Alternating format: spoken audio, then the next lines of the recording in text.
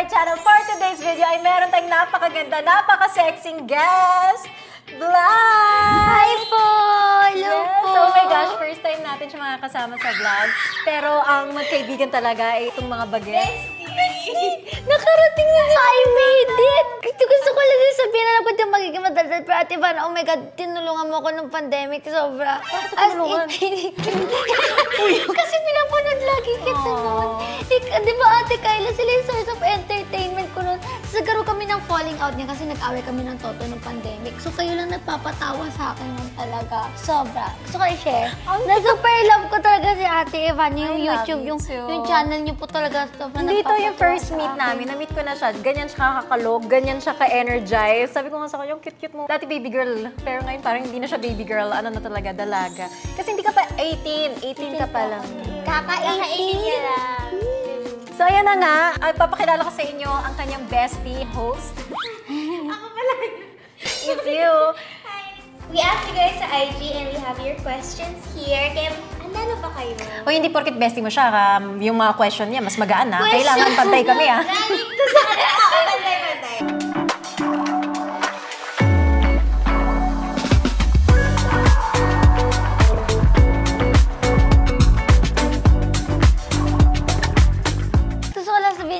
Nakakita ng ganito kalaking crab. Buong crab. Lagi kasi pagkakain Nakati ba yung crab na nalulungkot? Yung parang, yung ganito lang, tapos yung maliliit lang. Ganito lang po yung crab na nakakain ko. Ate ba na ganyan lang ka? Ang sarap din yun. Crab natin. Tapos may bakla tomboy. Oo. Ang laki-laki niya, guys. Promise. Mas malaki siya sa mukha ko. Uy, ang lit na mukha mo. Talaga po ba? Nalalakihan kasi ako sa mukha ko lately. Hindi. Matandal kasi kaming dalawa, kaya wala. Ang taba niya! Oh my God! Okay. First question. What is your first impression of each other? Ay, lagot ka. Binigyan ka ng crab, gandahan mo. Charot lang. Sobrang ganda. Si Ate Ivana, as in grabe, sobrang ganda. Tapos sabi ko, oh my God, halos kahit ko lang pala si Ate. Yeah. Pag maliit, maganda. Oh, yes! Tama po yan. Yes. Kasi lagi ko siya pinapanood noon. So parang super lang natuwa na, oh my God, totoo na si Ate Ivana. Tapos kung ano yung nasa screen, ang ganda ni Ate Ivana. Ako naman, yung first kita ko sa kanya, akala ko kasi masungit. Ewan ko, yun yung pag tinignan mo kasi mga picture niya, alam mo yun yung ang ganda, tapos mukhang ano to, hindi mo ma-reach. Pero nung na-meet mo, super kalog, super humble, super cute. Tapos, ate! Ganyan siya. Sabi ko, ganyan pa pala. Wala ka makikitang airy sa kanya. Super cute. Alam mo kasi yung mga picture mo, parang mga Instagram models na sabi ko, ang ganda-ganda, grabe, hindi ko ma-achieve. Kaya ko po kung pagka-slop. Kasi, yes! Yun yung gate. Yung, Pero pag nakilala ko siya, hindi. Wala. ay, Zay.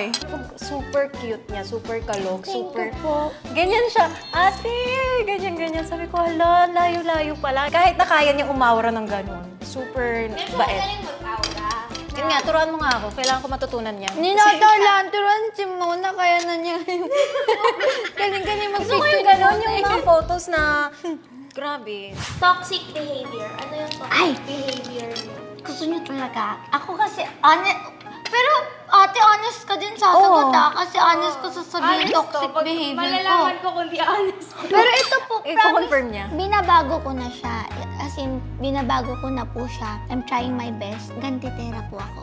What's gantitera? Gumaganti po. Pero ano lang po, applicable lang po to if relationship. Like, kapag sa out of the relationship at minalimo ko, I just cut you off. Pero like sa relationship po, gantitera po. Like, pa-party ka? Okay, pa-party din ako. Ganyan, parang yun po, ano ako, I really like to get even or I even get worse. Parang ganun, may ganun po akong ugali. Pero at least honest naman niya. Aware siya. Yeah. Tapos, as in talaga ngayon, binabago ko na kasi hindi po talaga matatama ng isang pagkakamali, ang isa pang pagkakamali. Tapos ngayon, nung may nangyari sa akin, tapos this time, tinry ko po, it took everything in me na talagang isang buwan, isang linggo kong galit na galit, pero ang pinili ko lang talagang kimkimin siya. Tapos magdasal lang ako. Tapos nung pinairal ko yung goodness in my heart at wag magpadala sa katoksikan ko, naging maganda yung buhay ko. So, Sabi ko nga sa ilang years ako bago ako nakaka-move on. I love cutting people. You love God. Pili ko pa rin yung toxic. Parang na toxic.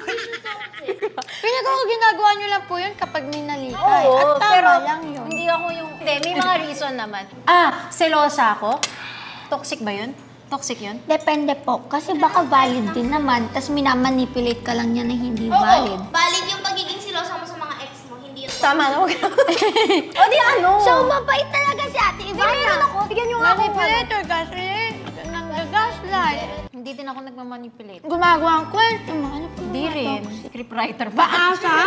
Paasa. Taasa ka. Dapat ko! Hindi, pag-trip lang ah. Kaya mag-entertain pag bored ganyan, pero wala talaga.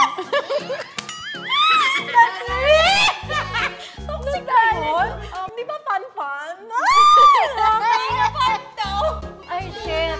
Dati lang to ah. Papayak lang po ako ng mga lalaki. I love it! I found my toxicness! I love it! Akala ko talaga hindi yung toxic. Ako siguro naging toxic trait ko din yung parang kapag umiyak ang lalaki, hindi ako naaawa. Oh? Matigas. Oo, kasi parang pinayak mo yung todo eh. Tapos kapag umiyak sila, Parang buti fake. nga sa'yo.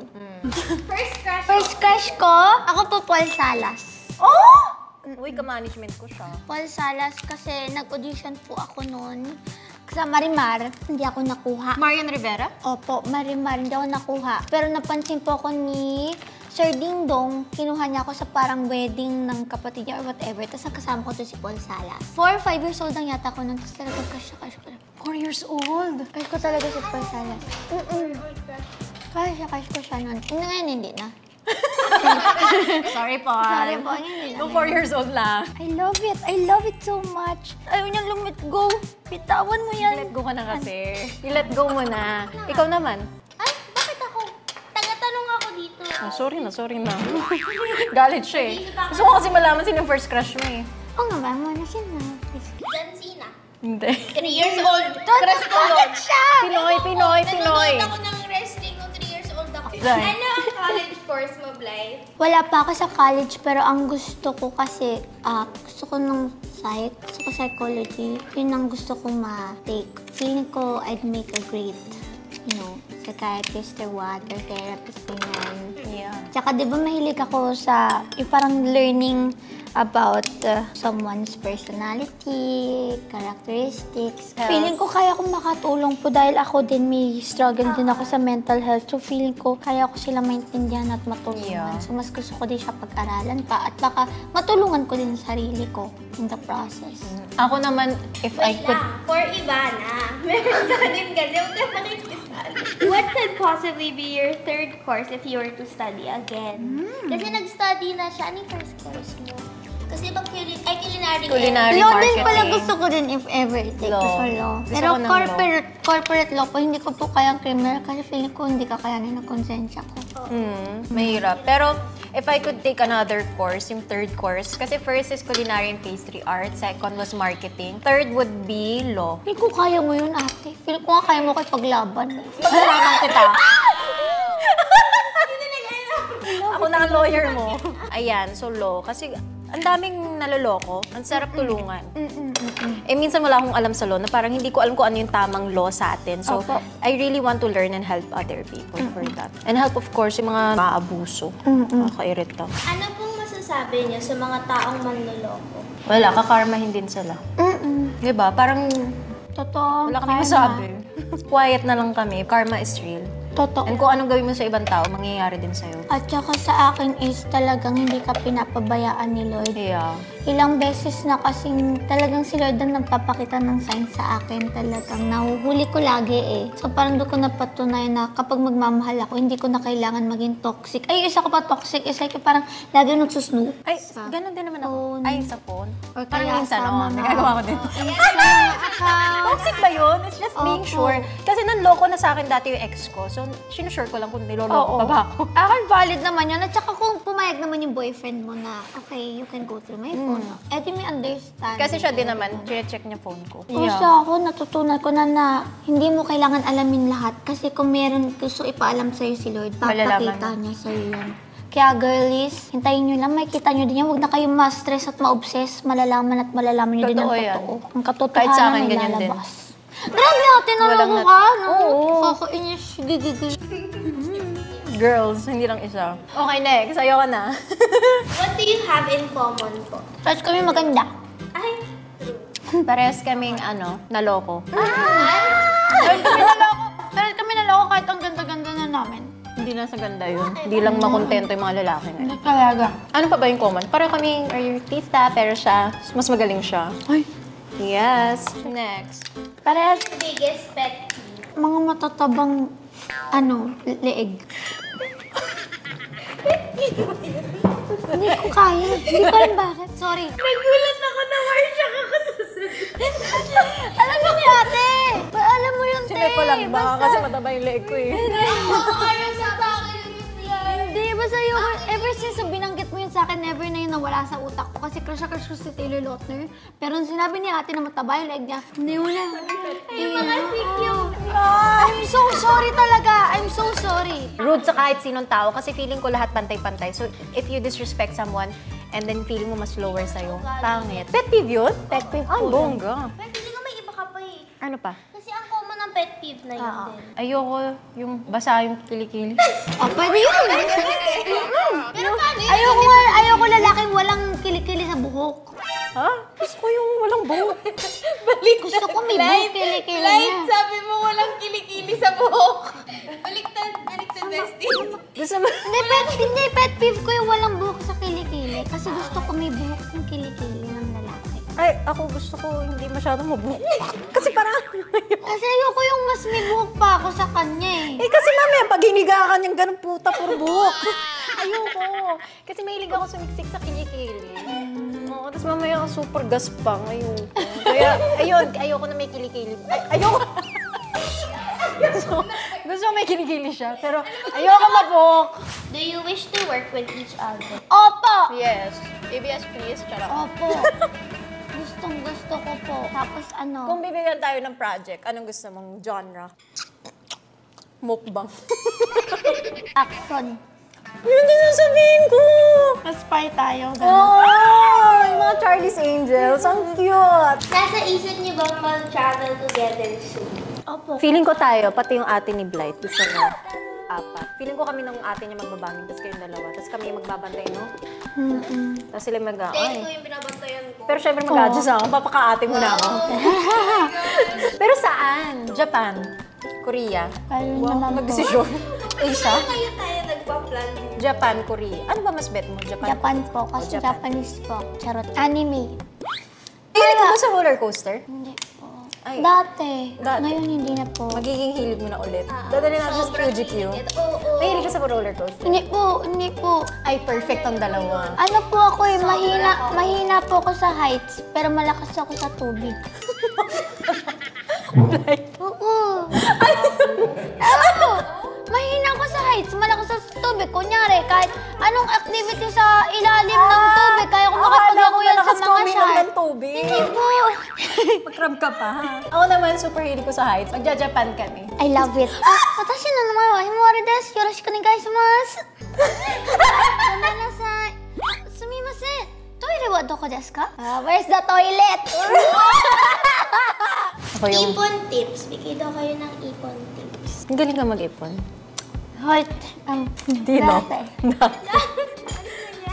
Mahirap lang kapag malungkot ako. Doon ka Papabili po kasi ako. So, wag kayo maging malungkot. Yun yung ako, hindi ako magaling mag-ipon. Oo, wala akong maititip. Pero parang know your budget. Ito yung para sa bahay. Ito yung pwede mong iwalwal. Ganun. Hindi naman niya ginagastos. Mas madami pa rin yan yung sisili sa ginagastos. Wow. Dami kong pera, ha? Basta ang akin, kapag hindi naman sa maluho, basta kung gastador ka, make sure masipag ka. Huwag ka magre-reklamo na ayaw mo na. Maluho ka eh. Magtrabaho. Kaya Yeah. ganun ako. Madami akong gustong bilhin. Ang sabi ko, kailangan ko pa kailangan mag-work. Kailangan ko mag-work. At pagod na ako. Wala gusto ko ito bilhin eh. So, magkakayod. Doble kayod ako. Okay, Next. Second chance or no more? Puro ako, buong buhay ko second chance. So Hindi lang now? ako second eh. Ako din eh. Ilan chances, sa ngayon, no more chance. Ako Kasi din. na-realize ko talaga, Same tayo. hindi na eh. Napagod Kapag na. pinakita na sa'yo, yun na yun eh. Kasi ang na-realize ko po, they don't get better, they just get better at hiding things Yeah. na. And it's not just for boyfriends, ha? It's also for friends. Sa lahat ng tao, pag pinakita na niya sa'yo kung ano siya, madalas yun na yun.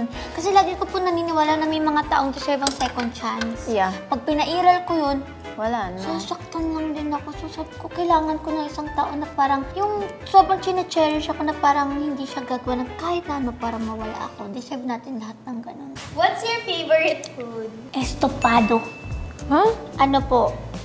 Hindi. Ano siya? Parang siyang nasa kategory yata ng humba at saka adobo eh. Estopado. Masabaw. Hindi po. Chicken. Pork and chicken. Tao. Basta yun yung gusto kong last meal ko kung sakaling kukunin Para ako. siyang adobo. Opo, pero para mas masarap sa adobo. Specifically, luto ng parents ng ex ko. Estopado. Best. Okay, ako bulalo. Next. Ayaw na. Ideal age to get married. Meron ako talagang age. Ako din dati. Kaso hindi na. Dati. 28 talaga gusto ko, pakasal na ako. Super date to marry ako kasi talagang lover girl po talaga ako. Yun ang pinaka-pangarap ko, maging nanay, magkaroon ng family, happy family.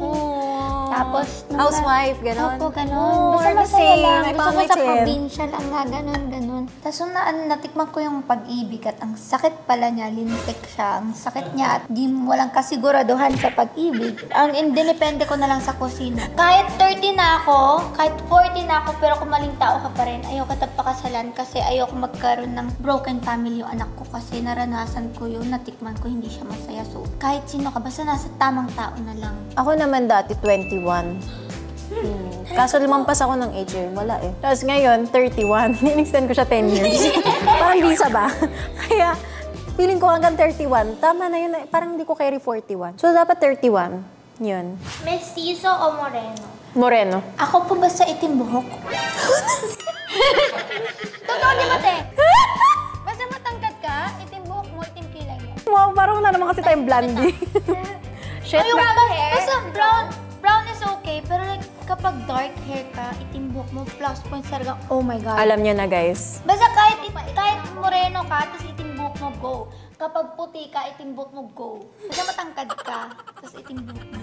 Mahilig ka sa matangkad, no? Kasi pag maliit... Actually, yun na po bago ko standard ngayon. Ayoko na sa maliit, hindi ko na yun ulit gagawin. Once na nag-6-footer ka na, parang sabi ko, okay, ide-diretso ko na to lahat na dapat matangkad.